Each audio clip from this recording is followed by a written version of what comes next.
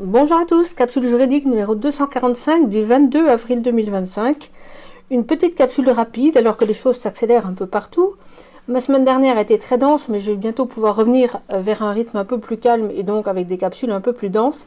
Mais celle d'aujourd'hui est juste destinée à vous transmettre une information que je trouve très importante. Aux USA, dans l'État du Minnesota, une proposition de loi portant le numéro HF 3219 a été déposée hier, 21 avril, par plusieurs députés. Le titre tout d'abord, je cite « Projet de loi relatif à la sécurité publique désignant les injections d'ARNM comme des armes de destruction massive, interdisant les injections d'ARNM. » Un peu plus loin, je cite toujours, cette loi peut être connue sous le nom de loi sur l'interdiction des armes biologiques à ARNM.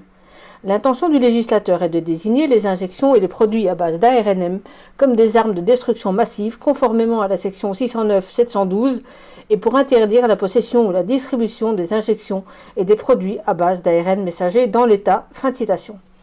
Ensuite viennent quelques définitions, notamment pour savoir ce qu'il faut entendre par injection et produits à base d'ARNM.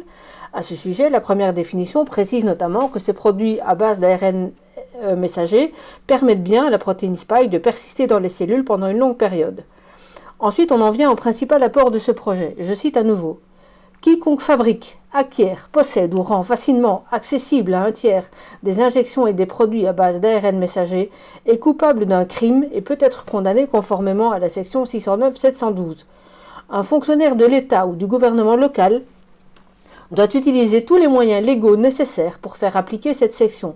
Un fonctionnaire de l'État ou du gouvernement local qui n'applique pas ou n'enquête pas sur une violation en vertu de la sous-section 3 lorsqu'il dispose de preuves raisonnables d'une violation est coupable d'un délit et soumis aux mêmes sanctions qu'une personne violant cette sous-section. Fin de citation. En d'autres termes, interdiction d'acquérir, de posséder ou de rendre disponibles des injections et des produits à base d'ARN messager et quiconque en a la preuve doit poursuivre. Ça valait bien une petite capsule rapide pour débuter la semaine, alors on ne sait plus où donner de la tête pour l'instant, tant les infos tombent de tous les côtés, mais ça devient passionnant et il était grand temps. À très bientôt, tenez bon, au revoir.